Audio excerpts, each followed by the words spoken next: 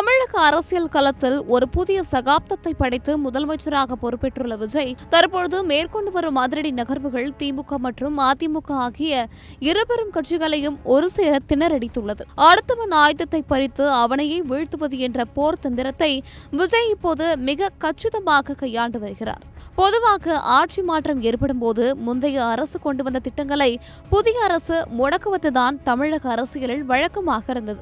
ஆனால் முதலமைச்சர் விஜயோ அந்த மரபை உடைத்து முந்தைய திமுக அரசின் மக்கள் நலத்திட்டங்களை தொடர்வதோடு மட்டுமல்லாமல் அதிமுகவின் அடையாளமாக விளங்கிய அம்மா உணவகம் திட்டத்திற்கும் இப்போது உயிர் கொடுத்துள்ளார். இதன் மூலம் எதிர்க்கட்சிகளுக்கு பேச எந்த ஒரு அரசியல் ஆயுதத்தையும் கொடுக்காமல் அவர்களை மௌனமாக்கியுள்ளார் முதல்வர் விஜய். திமுக ஆட்சியில் கொண்டுவரப்பட்ட மகளிர் உரிமை தொகை, விடியல் பேருந்து பயணம், நான் முதல்வன் போன்ற திட்டங்கள் மக்களிடையே பெரும் வரவேற்பை பெற்றிருந்தன. இந்த திட்டங்களை விஜய் அப்படியே தொடர்வதுடன் மகளிர் உரிமை தொகையை தனது தேர்தல் வாக்குறுதிப்படி 2500 ரூபாயாக உயர்த்தவும் நடவடிக்கை எடுத்து வருகிறார். இதனால் திமுகவால் இந்த திட்டங்களை வைத்துக் கொண்டு போராட்டம் நடத்தவோ அல்லது மக்கள் மத்தியில் குறை சொல்லவோ முடியாத ஒரு தர்ம சங்கடமான சூழல் உருவாகியுள்ளது. ஒருவேளை இந்த திட்டங்களை விஜய் நிறுத்தியிருந்தால் அதனை திமுக ஒரு மிகப்பெரிய அரசியல் போராட்டமாக மாற்றிருக்கும். ஆனால் அந்த வாய்ப்பையே முதல்வர் விஜய் இப்போது தவிடுபொடியாகிவிட்டார்.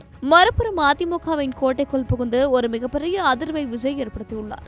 மறைந்த முதல்வர் ஜெயலலிதாவால் தொடங்கப்பட்ட அம்மா உணவகம் ஏழை மற்றும் நடுத்தர மக்களின் உணர்ச்சி பூர்வமான ஒரு திட்டமாகும். கடந்த திமுக ஆட்சியில் இந்த திட்டம் போதிய கவனிப்பின்றி சிதலமடைந்து வந்ததாக புகார்கள் எழுந்த நிலையில் இப்போது அம்மா உணவகங்களை முழுமையாக புதுப்பிக்கவும் உணவின் தரத்தை உயர்த்தவும் விஜய் பிறப்பித்துள்ள உத்தரவு அதிமுகவின் பாரம்பரிய ஆதரவாளர்களை கூட விஜய் பக்கம் திருப்பியிருக்கிறது.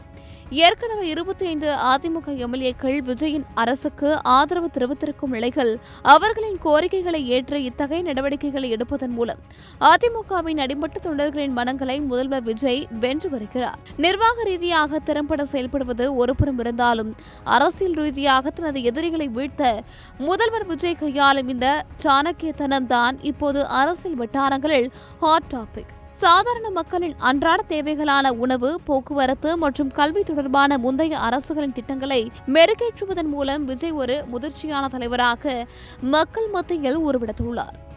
இது வரும் நிர்வாக நடவடிக்கை மட்டுமல்ல, அதிமுக மற்றும் திமுகவின் பாரம்பரிய வாக்கு வங்கிகளை தனது வசமாக விஜய் விரித்துள்ள ஒரு பலமான வலை. எதிர்க்கட்சிகள் தங்களை நிலைநிறுத்திக் கொள்ள கூட வாய்ப்பு தராமல் மக்களின் ஆதரவை தனது பக்கம் குவிக்கும் முதல்வரின் இந்த வேகம் 2026 தமிழக அரசியலில் ஒரு புதிய திசையை காட்டியுள்ளது என்றே அரசியல் விமர்சகர்கள் கூறி வருகின்றனர்.